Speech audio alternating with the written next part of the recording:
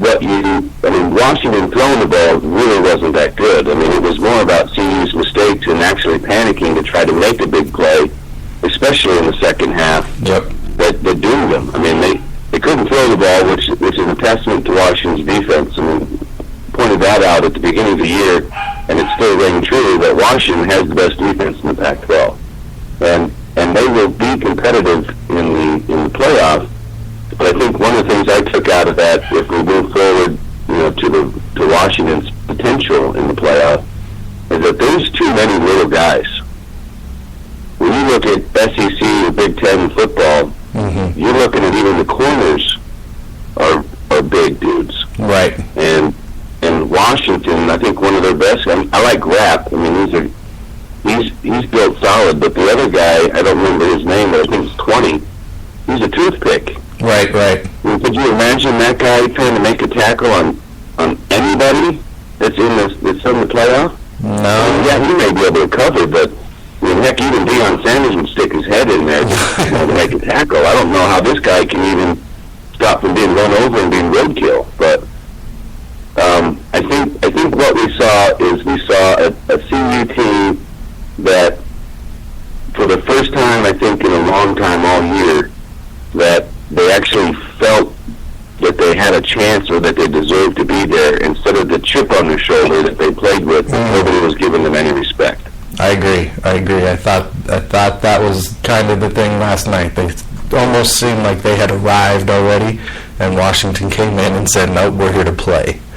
Yeah, and I noticed that with Thompson because I put together an article earlier in the week about some of the prospects from the NFL scouts in that game, and one of the people was Thompson, and I think it's the first play of the game to where he hits the receiver.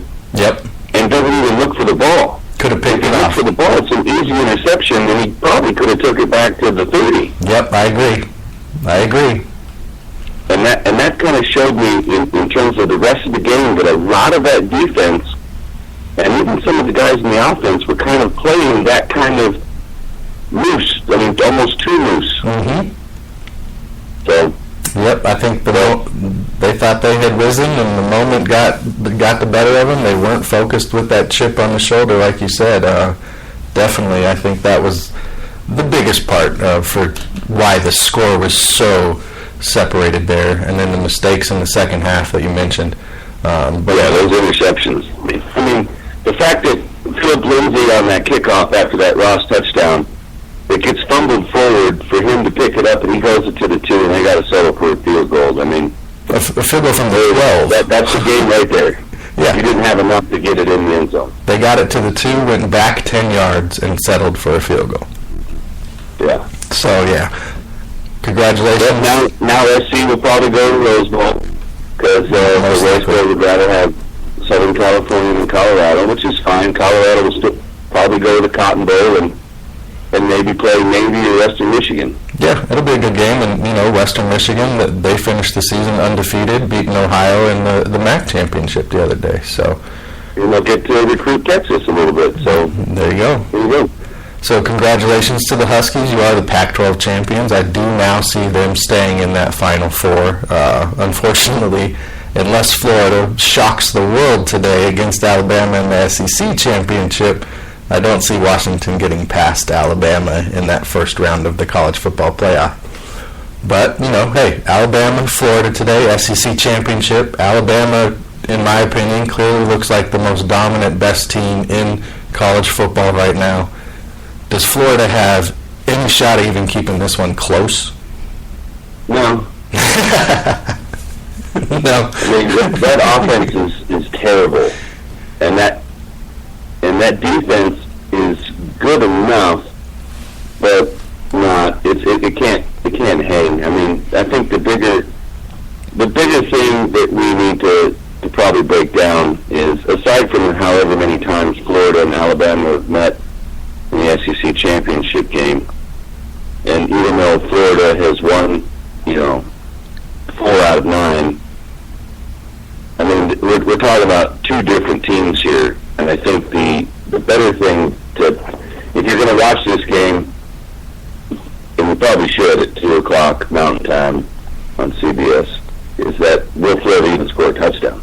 Because they have not Alabama's not given up a touchdown in the month of November. Right.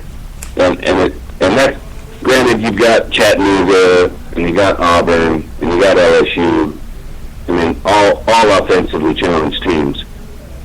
I don't hold that stat as high as I think, as it sounds, but Florida is another offense that I don't know how. I don't know how they're going to score. It's going to have to be some kind of turnover or some other kind of freak, some kind of big parallel dimension, I guess. Yeah. I mean, Alabama just go in here, go score a touchdown. Yeah. Florida would have to be up like 30 points in the first half, because Alabama will make the adjustments in the second half and will make a run and shut down Florida to maybe then make it close. But I don't think it's close. DC3PO doesn't think it's close. DC3PO gives it a 94.1% and says Alabama 34, Florida 7. Yeah, I agree. I think Alabama pulls away early in this one, maybe even has their second and third string guys in the second half, and I think if they're going to choose to make a statement this year, which I don't think Alabama's done that yet, I think today might be the day that they decide, let's go ahead and make a statement. Well, you got to keep in mind, I don't think there'll be any statements because Jim McElwain and Saban are friends. Well, that's true. That's true. Don't want to score in your friend. Has a lot of respect for Jim. That's true. I did not take that into consideration. I think it'd probably be 31-0, and then you start seeing the rotations of the second and third teams in there, and Florida still might not score. Right. That's true. There were reports this week that said, could Alabama's second string win the SEC East? And hey, they quite possibly could have with the way they're playing this year. Well, that's ludicrous to me, because the second string couldn't beat LSU or Arkansas or Ole Miss or A&M. It'd be tough. It'd be a lot that must have been some kind of Roll Tide guy. It might have been. It was. I don't remember who wrote the article. It was on CBS Sports this week, and yeah, they proposed that Alabama's second string could possibly win the SEC East. Yeah, I always think it's funny when you got guys that throw out those outrageous things, and maybe it's just to get more clicks or views or something like that. Right. You're kind of like going, Alabama could win the AFC South. Right. No, come on now. Exactly. You don't have 90 guys on your sideline to choose from anymore. You only get to take 53 of them with you. Right. The guys that can't play in the NFL that are on the bench would go undefeated in any college program. Right, exactly, because they are still the top of what those collegiate programs have to offer. So, definitely. All right, other games today. Big Ten Championship. Both of these teams, good seasons. They're trying to figure out a way to get into that playoff. It's surprising that a Big Ten champion isn't in the top four, possibly. But you got Penn State versus Wisconsin. These are going to be, I think, a great game. Penn State's got the big plays. Wisconsin fights all game long. How do you see this one going? Well, I think it's ironic that the Big Ten has the potential to put in three teams. Right. And I think it's ironic because of how Jim Delaney, the Big Ten commissioner, railed against Alabama LSU championship in 2011. And then tried to say that you should only, for the 14 playoff, you've got to win your conference to be considered. Yeah. And here we are, and it's likely that two teams that didn't win their division and sure as hell won't win their conference could still be in the playoff. Mm-hmm. And I think that's a tragedy. Even though I understand it, I sure don't think that Michigan deserves over Ohio State in the context of at least of who they played and the wins, losses, and things like that. Agreed. And I think that whoever does win the Big Ten probably should be in the playoff. And I think for this game, it's been weird that Penn State has played a lot better than they played in the beginning of the year. And without going into a whole dynamic of the committee and this and that. I just wait for the chaos to ensue after this football game, because I think Wisconsin's going to win, and I think they'll probably win pretty easily. But who knows? Recently, I mean, with the way that Penn State's been playing, but when it comes out of nowhere, they lose to Pitt, and there's a blowout loss to Michigan in September. Penn State's roared back, scored at least 38 points in 6 of its last 7 games to win 8 in a row. Right. They kind of needed help to get to this point, with Iowa beating Michigan and Ohio State beating Michigan as well. But it's a good turnaround for Franklin State season. It's going to see you ask in that context that once again a proud program, a blue blood, might be back, and that's good for everybody in college football, especially for the Big Ten. But I think the difference is that while Penn State's offense is more explosive than Wisconsin's, it's Wisconsin's defense that is a lot better and a heck of a lot more reliable.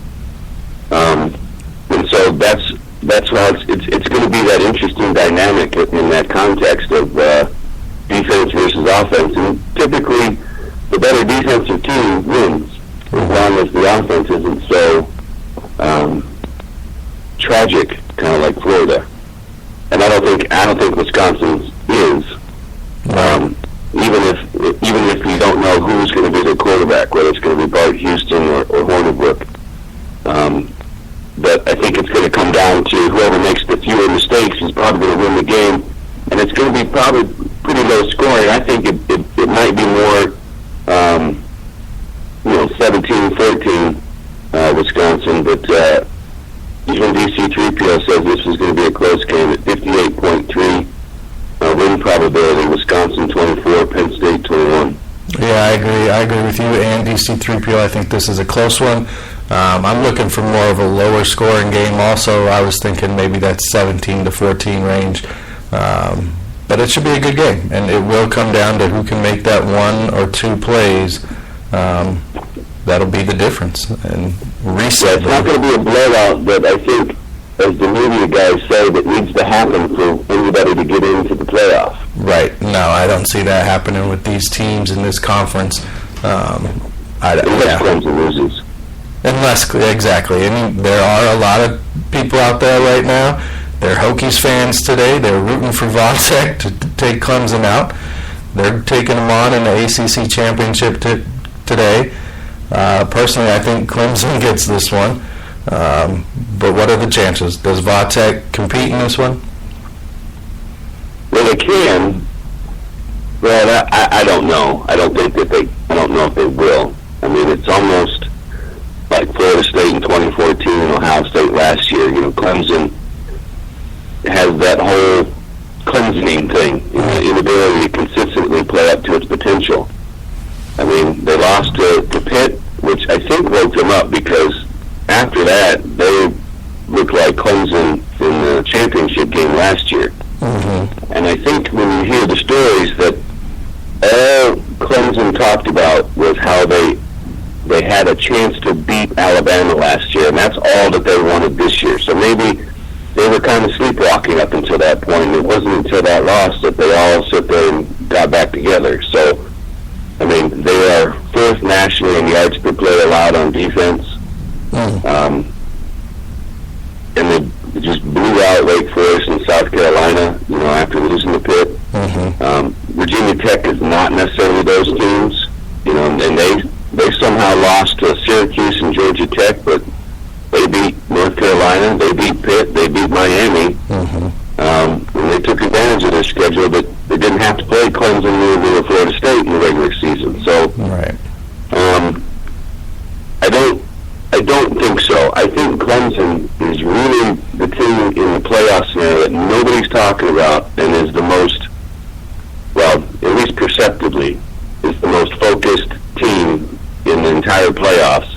That their only goal is they want to play Alabama, and they want to win the national title. And I would not be surprised if that's not still the same 2 teams that are playing in there. And I think in that context, Clemson might be the